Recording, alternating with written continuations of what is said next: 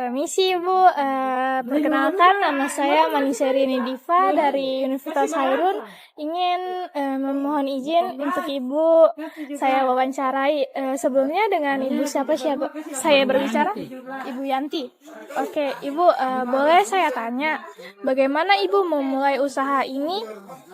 Apa yang menjadi motivasi Ibu untuk menjual? Saya sendiri sudah. Berarti Sampai kebutuhan hari-hari anak-anak sekolah tuh, sampai makan hari-hari. Oke, berarti untuk keuntungannya untuk kehidupan sehari-hari. Iya. Baik. Jadi kenapa Ibu memilih untuk menjual ikan? Ya maksudnya ikan langsung di orang beli itu langsung dipegang online langsung orang beli, maksudnya tuh aku jual ikan nih langsung laku. Kalau barang-barang lain kan masih tunggu tuh. Lalu bagaimana Ibu mengelola keuntungan dari usaha? Apa ada strategi khusus untuk memaksimalkannya? Nah, kalau ikan dari DP harga, kalau harga murah ya jual agak ini tuh mahal.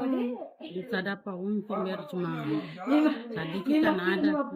Oh, jadi strateginya kalau harga ikan murah, ya. berarti Tergantung kalau ikan murah untung jual harga di atas satu keuntungan, begitu lagi kalau ikan mahal itu ambil murah tuh jual di atas harga pasaran lebih di atas lagi.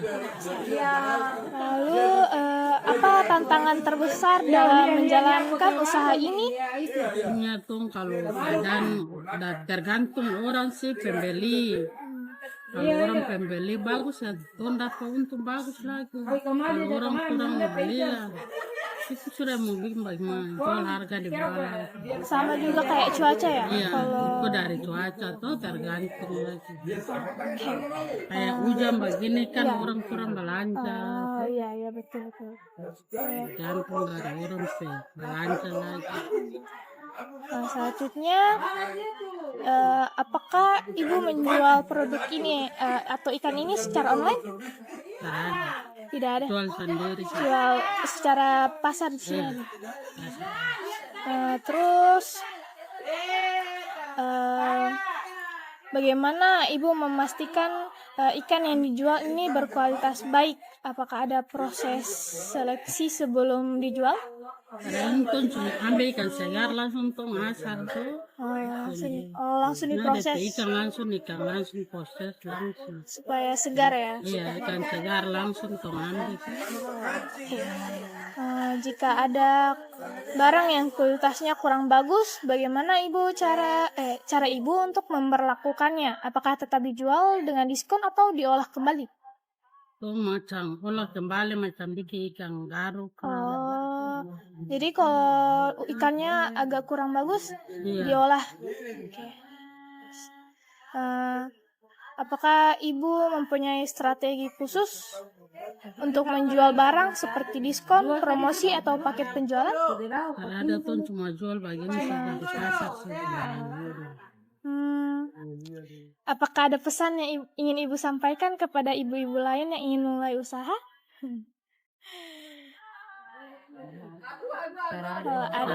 Tidak ada. Oke. Apa harapan Ibu untuk usaha ini di masa depan? Maksudnya tuh minta dari pemerintah begitu tuh bantu macam tuh tambah tuh usaha modal tambah jual kasih bagus lagi lebih layak lagi. Jadi harapannya untuk pemerintah untuk lebih layak lagi tuh tanpa jualan tuh dan tambah modal begitu. Oke, mungkin itu yang saya tanyakan ke Ibu. Makasih ya atas waktunya. Saya permisi dulu. Assalamualaikum warahmatullahi wabarakatuh. Selamat datang dalam video pembelajaran ini. Semoga kita semua senantiasa dalam perlindungan Allah Subhanahu wa Ta'ala. Hari ini kita akan membahas sebuah topik yang tidak hanya relevan bagi kehidupan sehari-hari, tetapi juga menjadi bagian penting dari ibadah kita sebagai seorang muslim, yaitu berdagang sesuai tata cara syariah. Dalam Islam, perdagangan adalah profesi yang mulia. Rasulullah SAW sendiri adalah seorang pedagang yang sukses dan dikenal jujur serta amanah. Allah Subhanahu wa Ta'ala berfirman, Allah telah menghalalkan jual beli dan mengharamkan riba. Quran Surat Al-Baqarah ayat 275. Artinya, Islam sangat mendukung perdagangan yang halal dan adil. Rasulullah SAW juga bersabda, pedagang yang jujur dan amanah akan bersama para nabi, syidikin, dan syuhada di surga. Hadis riwayat Tirmidzi. Melalui video ini, kita akan belajar prinsip-prinsip syariah dalam berdagang serta bagaimana cara menerapkannya, khususnya di pasar tradisional. Mari kita mulai dengan memahami dasar-dasar berdagang dalam Islam. Dalam Islam, berdagang adalah salah satu cara untuk mencari rezeki yang halal dan diridhoi Allah Subhanahu wa Ta'ala. Namun, berdagang tidak hanya tentang menjual barang dan mendapatkan keuntungan. Ada prinsip-prinsip syariah yang harus dijaga. Di antaranya yang pertama, kejujuran atau syidik. Pedagang wajib menyampaikan informasi yang jujur tentang barang yang dijual. Misalnya, jika ada cacat pada barang, pedagang harus memberitahu pembeli. Kejujuran adalah nilai utama yang diajarkan oleh Rasulullah SAW, yang bahkan sebelum diutus menjadi nabi telah dikenal dengan gelar Al-Amin atau yang terpercaya. Yang kedua, amanah. Tidak boleh ada penipuan dalam transaksi, baik dari sisi kualitas barang, jumlah, maupun timbangan. Menipu adalah dosa yang besar yang dapat menghapus berkah dari usaha kita. Yang ketiga, menghindari riba dan garar. Dalam jual beli, semua syarat dan kondisi harus jelas. Misalnya, pedagang harus transparan tentang harga dan kualitas barang. Islam melarang riba atau keuntungan yang berlebih yang tidak adil, serta garar atau ketidakjelasan yang merugikan salah satu pihak. Yang keempat, keadilan atau adil. Harga yang diberikan harus wajar, tanpa merugikan pembeli atau pedagang lain. Rasulullah SAW sangat melarang praktik monopoli yang menyebabkan ketidakadilan di pasar. Dengan menjaga prinsip-prinsip ini, aktivitas dagang tidak hanya menguntungkan secara duniawi, tetapi juga menjadi ibadah.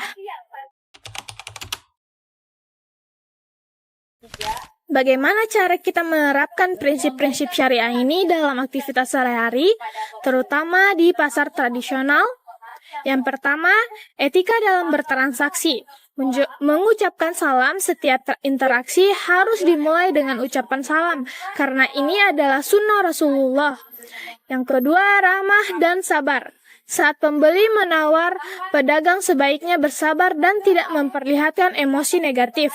Tawar-menawar adalah budaya pasar tradisional yang juga bisa menjadi sarana untuk membangun hubungan antara pedagang dan pembeli.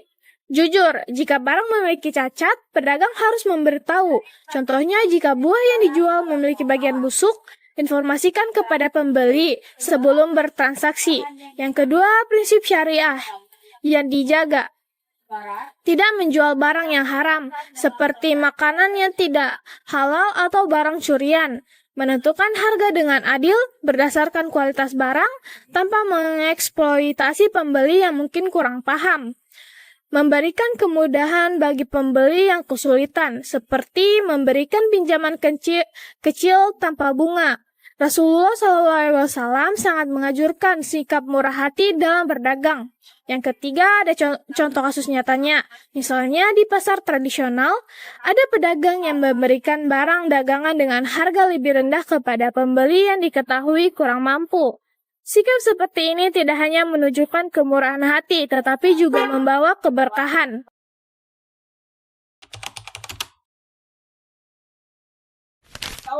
Meskipun prinsip syariah sangat mulia, menerapkannya tidak selalu mudah.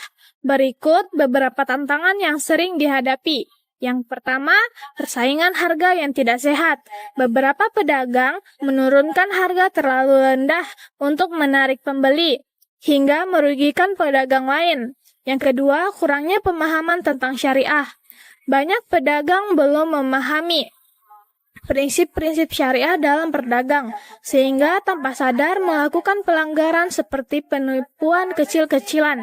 Yang ketiga, barang berkualitas rendah yang dijual dengan harga tinggi. Ini menciptakan ketidakadilan bagi pembeli. Ada pula solusinya, yaitu edukasi dan pelatihan bagi pedagang tentang syariah dalam perdagangan, membentuk komunitas pasar yang mendukung transparansi dan kejujuran, mengingatkan pedagang bahwa rezeki yang halal membawa keberkahan, meskipun keuntungan duniawi tampak lebih kecil.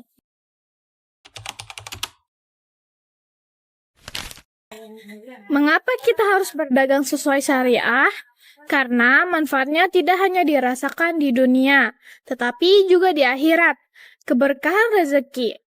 Rezeki yang diperoleh dengan cara halal akan lebih bermanfaat dan mendatangkan ketenangan hati. Reputasi baik. Pedagang yang jujur akan mendapatkan kepercayaan pembeli yang pada akhirnya meningkatkan keberhasilan usahanya. Pasar yang sehat. Jika semua pedagang menerapkan syariah, pasar akan menjadi tempat yang adil dan aman bagi semua pihak. Ibadah. Berdagang sesuai syariah adalah bentuk ibadah kepada Allah Subhanahu wa Ta'ala karena mengikuti perintahnya dalam mencari rezeki yang halal.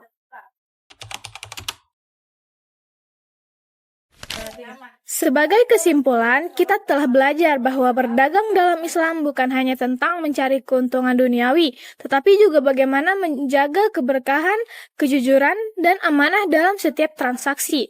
Islam mengajarkan prinsip-prinsip utama seperti kejujuran, keadilan, amanah, serta larangan terhadap riba dan penipuan. Semua ini bertujuan untuk menciptakan perdagangan yang sehat, adil, dan membawa keberkahan bagi semua pihak, baik pedagang, pembeli, maupun masyarakat secara keseluruhan.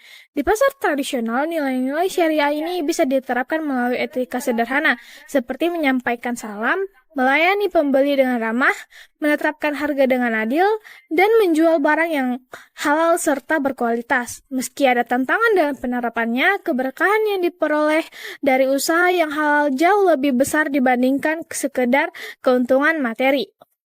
Berdagang sesuai dengan syariah bukan hanya sebuah kewajiban, tetapi juga jalan untuk meraih ridha Allah Subhanahu wa Ta'ala. Semoga setiap usaha kita menjadi amal yang membawa manfaat di dunia dan akhirat.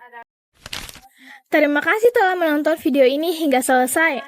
Semoga pembahasan tentang berdagang sesuai syariah ini bermanfaat dan bisa menjadi panduan dalam aktivitas dagang Anda sehari-hari. Ingat, berdagang bukan hanya soal mencari keuntungan, tetapi juga tentang menjaga kejujuran, amanah, dan keberkahan. Mari kita bersama-sama kita jadikan setiap transaksi sebagai ibadah yang mendekatkan diri kepada Allah Subhanahu wa Ta'ala. Jangan lupa untuk like, komen, dan share video ini agar lebih banyak orang mendapatkan manfaatnya. Dan untuk mendapatkan video menarik lainnya, subscribe channel ini dan aktifkan lonceng notifikasi agar tidak ketinggalan konten terbaru saya. Sampai jumpa di video berikutnya. Wassalamualaikum warahmatullahi wabarakatuh. Bye-bye.